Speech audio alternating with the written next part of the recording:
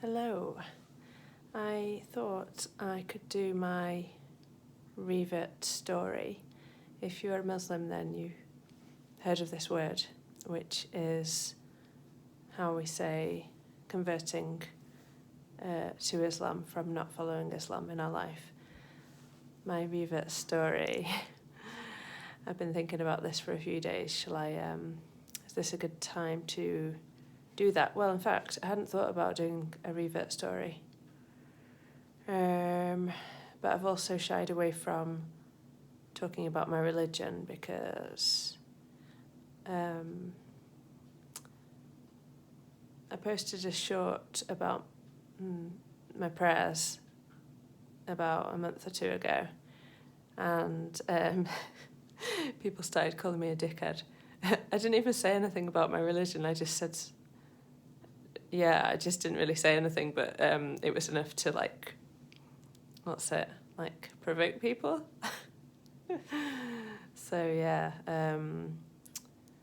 Anyway, I've been a Muslim. I think it's probably been about 14 or 15 years since I started following Islam.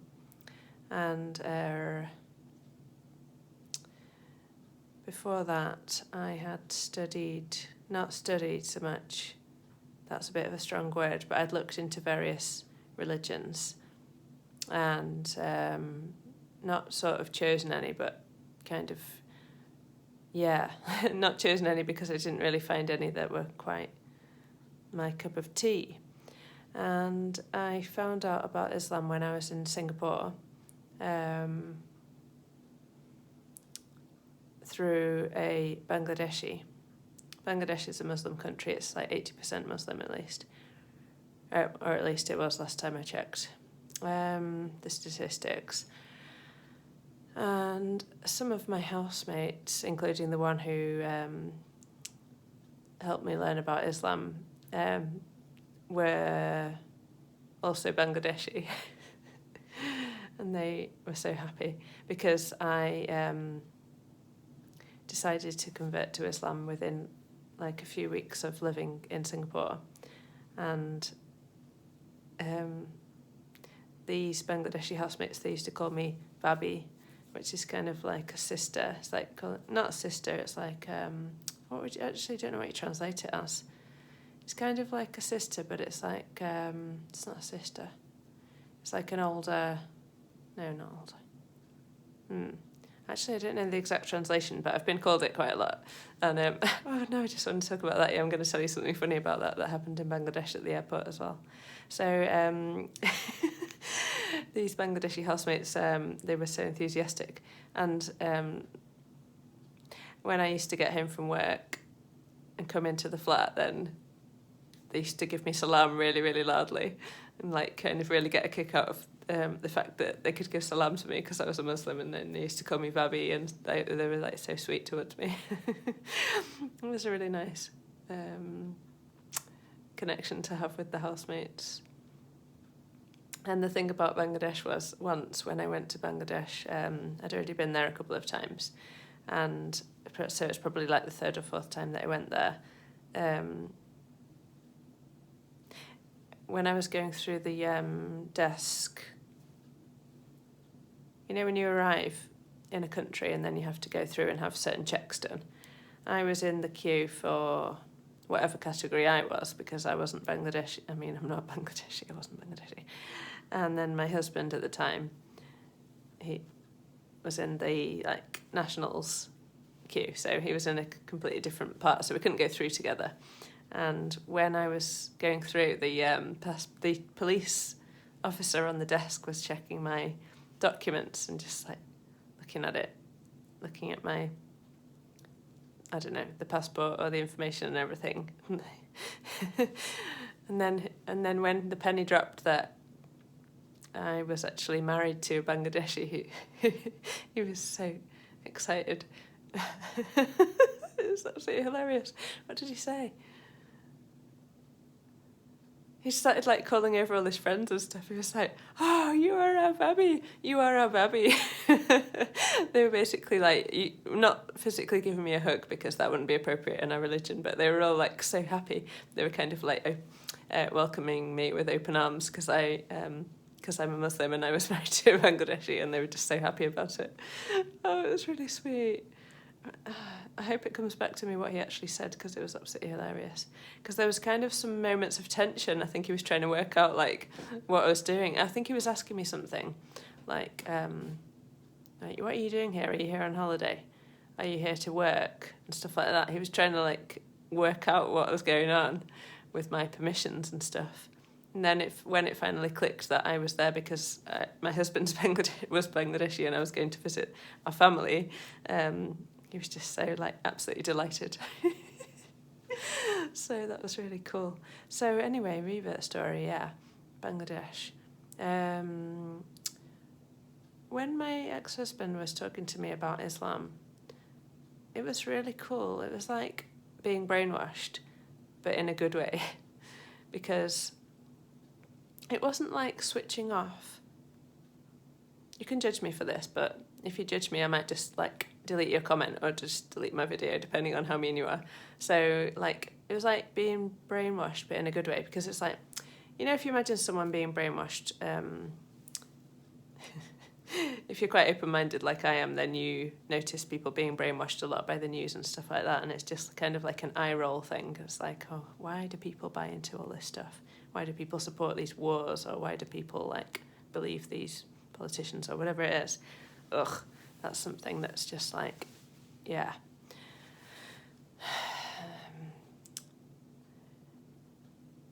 They're sort of being brainwashed in the sense that they're like hearing something and then it's like sweeping out the sense from their thinking, so that they're actually buying into something illogical. When I was taught about Islam, it was like the opposite of that, because it felt like brainwashing, but it felt like being brainwashed with correct information, because it made so much sense. So whatever he was saying and the things that he was telling me about Islam, it was kind of like clicking, like, oh yeah. It sort of like made logical sense. So as somebody who's fairly analytical and I've got a really high IQ, although it might not come across that way, because I'm dyspraxic. By the way, if you haven't watched me before, I have memory issues with my dyspraxia, and I have speech issues as well. So you might find the way I communicate is a bit different, and that's one of the main reasons for that. Yeah, so it's like a very pleasant kind of brainwashing. And the thing that made me actually decide, though, I find this really cute. It was like, right, I was going to go to Bangladesh to meet my new in-laws, because me and my partner decided to get married in Singapore. Then we wanted to go to Bangladesh to meet his family, and they're really, really nice. Oh my goodness.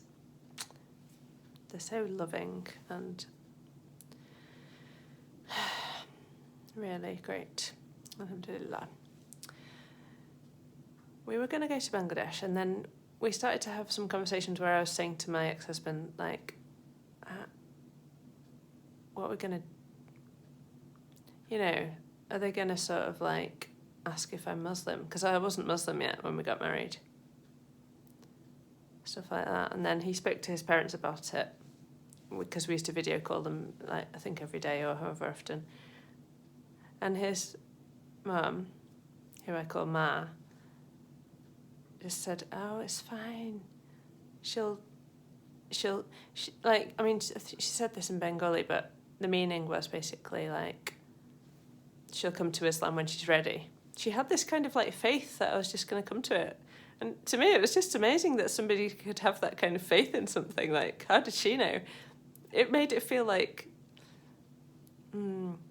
really secure and really like sort of like a safety blanket. Safety blanket, that's not a thing, is it? Like not a safety net, I don't mean that.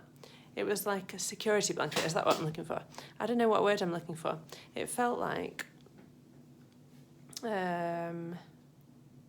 going into something safer, going into that religion, going to that family network.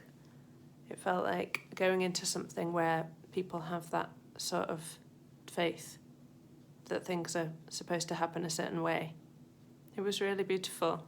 And that line, whatever she said, the way that she said it about how I was going to come to it and when I was ready and wasn't a stress, she was just like, she will. You know, there was no pressure from anybody about whether I would convert or not. And it's not actually necessary, by the way, if you don't know this, then like a Muslim man is allowed to marry somebody who's not Muslim.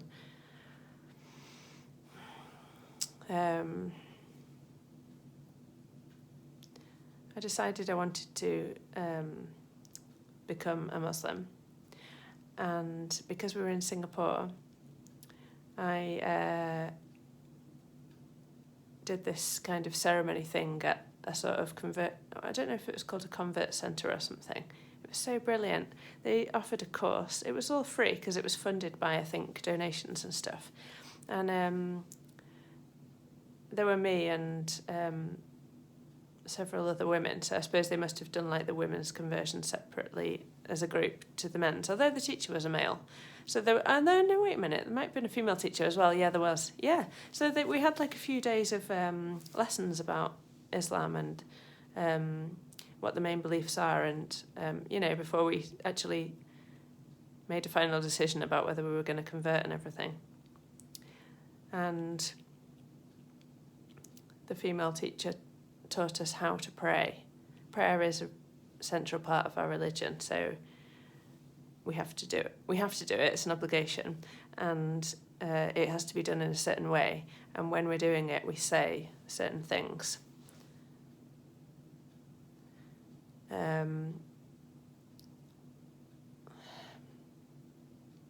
So it was really fun because we learnt that as a group, and we all had various kind of like I mean, you see this thing I'm wearing. This is not like I can't like style a hijab or unna. I just had to cover my hair for various reasons today, and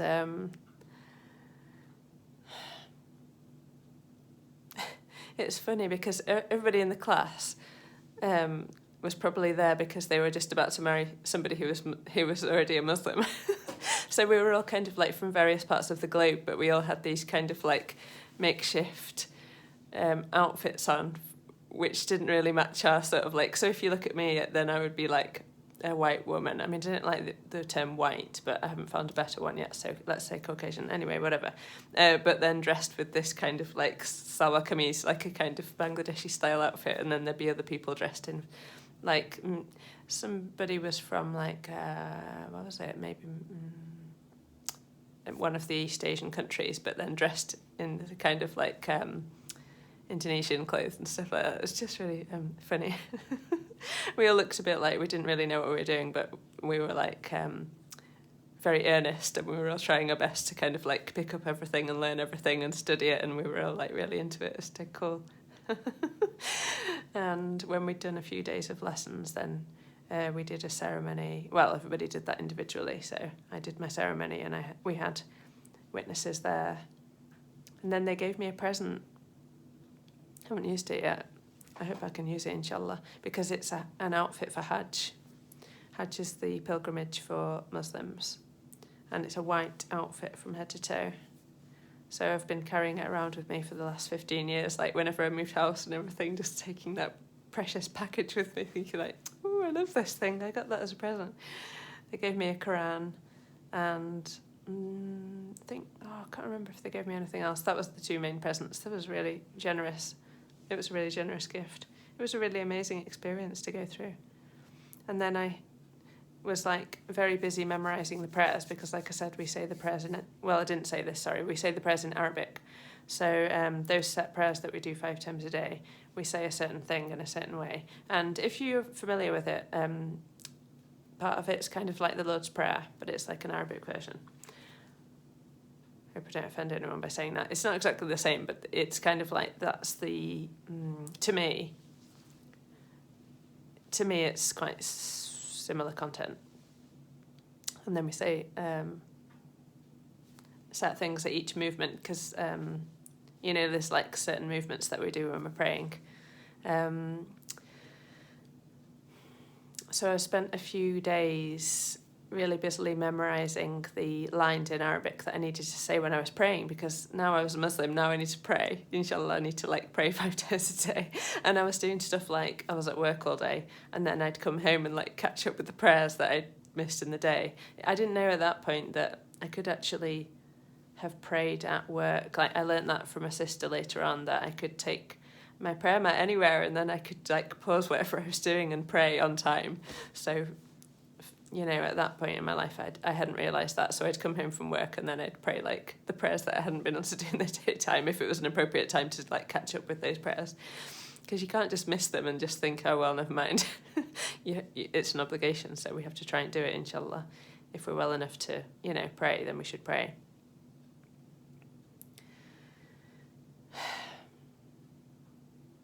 And at the beginning, I had to keep, like, write down some of the things that I had to say and then keep it next to me and then just keep checking what I was supposed to say. It was really cool. It was a very fun experience. And as a dyspraxic, I have to repeat things loads of times before I memorise them. So I'm used to that kind of thing. I'm used to, like, repeating things a lot. And I really like memorising. Like, when I was back at school many moons ago, we didn't have to memorise anything. I think it's a bit of a shame, because for somebody like me, I think it would have benefited me to sort of like memorise certain things. Yeah, quite like that idea. I mean, it had gone out of fashion for learning things by rote, but there are benefits to it as well, in my opinion. Like, we were supposedly taught to like think for ourselves, but that's what they say, but we weren't really, because they taught us certain things and then we had to believe it and agree with it, and then, you know, ugh. Anyway, let's not go into that one at the moment. So, revert story. What else can I say? Well, how did I feel? That's the main thing, really, isn't it?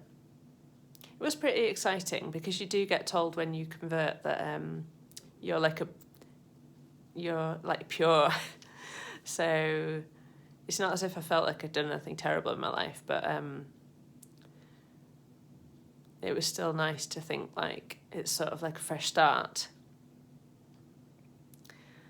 And then whenever I've met Muslims throughout my life since then, it's always been a very exciting thing, because they get really excited when people who are, say, usually if they were born Muslim and they're still following Islam, alhamdulillah, then when they find out that I'm a revert, then they tend to get really excited about it and sometimes give me presents, or they want to like teach me things and stuff like that. It's like welcoming me to the fold. It's really, it's been a really positive journey. Yeah, so this hasn't been very emotional, has it? I feel a bit like a revert story should be really emotional. But it's been kind of like...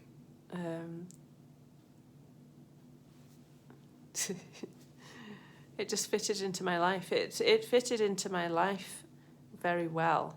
Things that I was already doing or wanted to do match with Islam.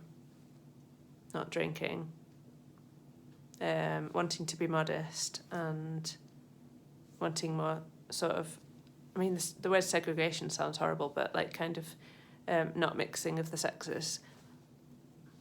It works better for me for many reasons. Having a set routine and structure of the day, being able to work around the prayer times and have that focus 5 times a day, always having things to work on and things to improve, because it's not necessarily easy to pray 5 times a day. I've been doing it for a few months straight, alhamdulillah, and I have done it at points throughout my life, throughout the time since I converted. But by the way, it's irritating me a little bit that I'm switching between saying revert and convert and reverted and converted, so just let me off, please, because my videos are never perfect, I'm afraid.